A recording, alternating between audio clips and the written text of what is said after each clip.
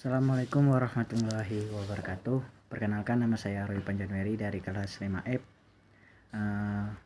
NIM 2018 151 200 dari Prodi Pendidikan Jasmani Universitas PGRI Palembang.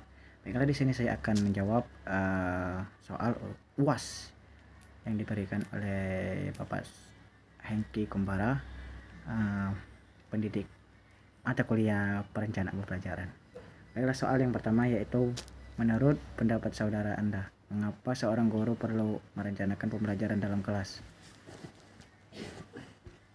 Jawabannya, perencanaan pembelajaran sangat penting bagi seorang guru sesuai tujuannya, yaitu agar pelaksanaan pembelajaran berjalan dengan efektif dan efisien.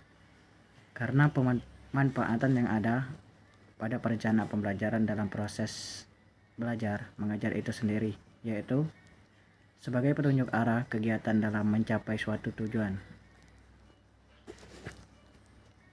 Baiklah, di sini saya akan menjawab pertanyaan yang kedua. Yang pertama itu, terangkan apa yang Anda dapat rencanakan saat Anda diterapkan sebagai guru penjas tahun pembelajaran baru.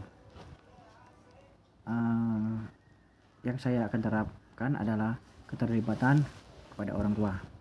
Maksud dari saya, ketika dalam proses pembelajaran di rumah, orang tua memiliki fungsi yakni sebagai pendamping sekaligus contoh. Peran orang tua tentu sangat besar, sebab guru tidak bisa mengawasi secara maksimal, maka peran orang tua sangat besar dalam pembelajaran yang ada di rumah. Yang kedua itu pemanfaatan teknologi. Dalam melakukan pembelajaran daring seperti sekarang ini, semua orang tidak lepas dari pemanfaatan teknologi dan jaringan internet. Karena pembelajaran jarak jauh atau pembelajaran di rumah bisa menggunakan berbagai media komunikasi seperti WA, Zoom, dan lain-lain sebagainya. Yang ketiga, penerapan hidup sehat. Sangat berkaitan dengan penerapan hidup sehat karena dalam pokok materi dasar langsung tertera tentang kehidupan pola hidup sehat agar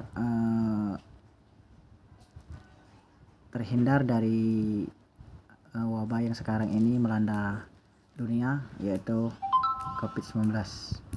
Yang keempat itu aspek afektif. Aspek afektif yang tak kalah penting ialah aspek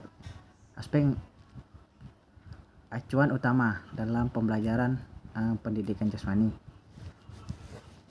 Baiklah, di sini saya akan menjawab pertanyaan dari nomor 3. Jelaskan apa yang Anda ketahui mengenai perangkat pembelajaran dan beserta komponen-komponen yang ada. Perangkat pembelajaran menurut saya adalah sejumlah bahan alat, media, petunjuk, dan pendalaman yang akan digunakan dalam proses pembelajaran. Dari uraian tersebut dapat dikemukakan bahwa perangkat pembelajaran adalah sekumpulan media atau sarana yang digunakan oleh guru dan siswa dalam proses belajar mengajar. Terdapat juga di sini ada komponen-komponen perangkat pembelajaran. Yang pertama itu kurikulum, yang kedua guru, yang ketiga siswa, yang keempat metode pembelajaran. Metode pembelajaran di sini dibagi menjadi dua. Yang pertama itu adalah metode tanya jawab, yang kedua metode diskusi, yang kelima itu materi pembelajaran, yang keenam alat pembelajaran atau medis, yang ketujuh evaluasi, dan yang terakhir itu.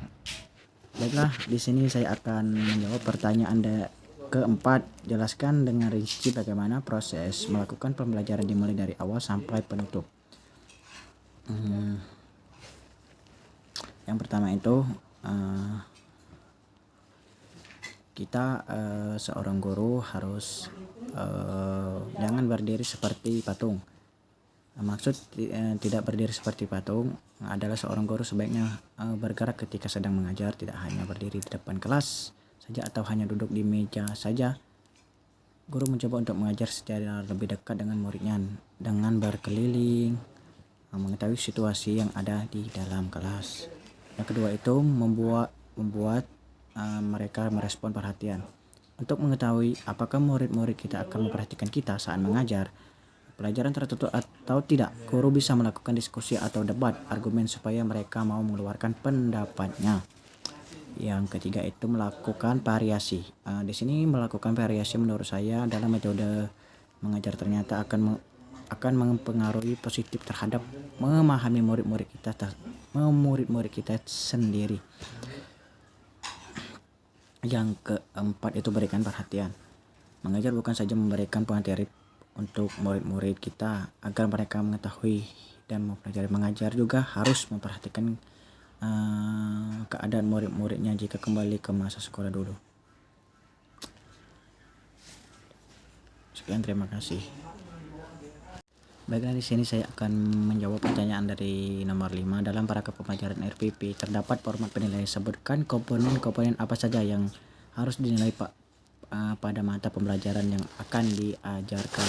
Yang pertama itu menurut saya itu metode ceramah, yaitu sebuah metode mengajar dengan menyampaikan informasi dan pengetahuan secara lisan kepada sejumlah siswa yang pada umumnya mengikuti secara pasif. 2. Metode tanya jawab adalah suatu metode di mana guru menggunakan atau memberi pertanyaan kepada murid dan murid menjawab, atau sebaliknya murid bertanya kepada guru dan guru menjawab pertanyaan murid. Yang ketiga itu metode diskusi, dapat diartikan sebagai siasat penyampaian bahan ajar yang melibatkan peserta didik.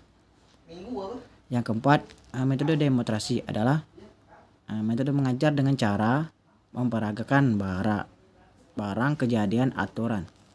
Yang kelima itu metode ekspresi, adalah metode atau cara di mana guru dan murid bersama-sama mengerjakan sesuatu latihan dan percobaan untuk mengetahui pengaruh atau akibat dari suatu aksi.